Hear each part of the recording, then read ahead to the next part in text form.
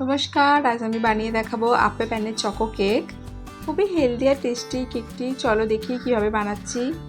Basic কিছু উপকরণ দিয়েই তৈরি করেছি। তার জন্য দুধের মধ্যে গুড় অ্যাড করে ভালো করে মিক্স করে নিচ্ছি। দুধটা আমি ফুটিয়ে মিডিয়াম মতো ঠান্ডা করে তারপরে মেশাচ্ছি।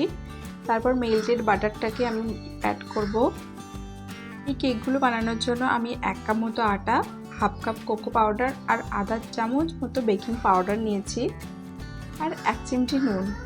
সমস্ত শুকনো উপকরণগুলোকে আমি স্ট্রেনারের সাহায্যে স্ট্রেন করে নেব। স্ট্রেন করে নিলে না কেকটা অনেক স্মুথ আসে আর খেতেও খুব ভালো হয়। শর্টসের মাধ্যমে এই ভিডিওটি আমি দেখিয়েছিলাম, আপনারা খুব পছন্দ করেছেন, তাই ভাবলাম লং ভিডিওতেও নিয়ে আসি। এত সিম্পল, এত টেস্টি কেক আপনারা একবার হলেও ট্রাই করবেন, নিজেদের লোককে করে খাওয়াবেন, ওরা খুবই খুশি হবে। আমি ভালো করে মিক্স করে নিচ্ছি শুকনো উপকরণগুলোকে। এরপর ওই দুধের মিক্সচারটাকে আস্তে আস্তে ওর মধ্যে মেশাবো। মিক্সচারটা আমাদের একটু থিকই হবে, খুব একটা পাতলা করলে চলবে না। আপনারা আপনাদের প্রয়োজন মতো থিকনেসটা রাখতে পারেন, তবে একটু গাঢ় রাখলেই কেকগুলো সুন্দর হবে। এই যে দেখুন কিভাবে ব্যাটারটা রেডি করছি। এই ব্যাটারটা রেডি হয়ে যাওয়ার পর বাটির মধ্যেও আপনারা এই কেকটা বেক করতে পারেন, আপে প্যান অ্যাভেলেবেল না থাকবে। আমার কাছে ছিল তাই আমি আপে প্যানে করেছি, আপনারা বাটিতেও করতে পারেন। আমার মেয়ে এই গোল রাউন্ড কেকগুলো খেতে খুব ভালোবাসে, ওর জন্যই মেনলি করা। কিছুক্ষণ ধরে এই মিক্সারটাকে মিক্স করে নিচ্ছি ভালো মতো কেকটা হওয়ার জন্য। এরপর আপে প্যানটাকে আমি বাটার দিয়ে গ্রিস করে নিচ্ছি, কেকগুলো খুব স্মুথলি ফ্লিপ হয়ে যায়। আপনারা যদি স্টিলের বাটিতেও এটা বানাতে চান বানাতে পারবেন। এই যে আমার এই ভিডিওগুলো যদি আপনাদের ভালো লেগে থাকে অবশ্যই লাইক করবেন আর কমেন্টের মাধ্যমে জানাবেন আপনারা আর কী ধরনের ভিডিও দেখতে চান। চলুন এবার ব্যাটারটাকে পোর করা যাক।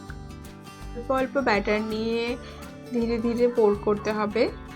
আর এই কেকগুলো রেডি হওয়ার পর আপনারা এয়ারটাইট কন্টেনারের মধ্যে ফ্রিজেও স্টোর করে রাখতে পারেন 2 থেকে 3 দিন মতো। আগের দিন বানিয়ে রেখে নেক্সট ডে লাঞ্চ বক্সেও দিতে পারেন। এই যে সবগুলো ফিল হয়ে গেছে।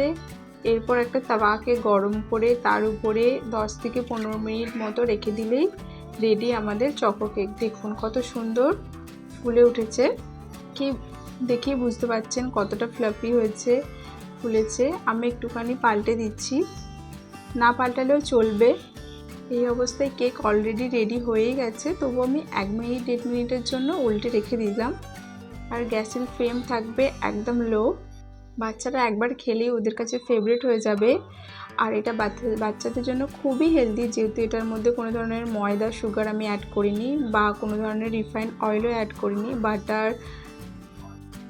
আটা আর গুড় দিয়ে তৈরি করা এই কেকটা খুবই তাড়াতাড়ি রেডি হয়ে যায়, 10 থেকে 15 মিনিট মতো টাইম লাগে।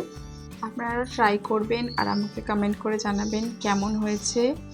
আর আবার দেখা হবে নেক্সট একটা ভিডিওতে। Thank you.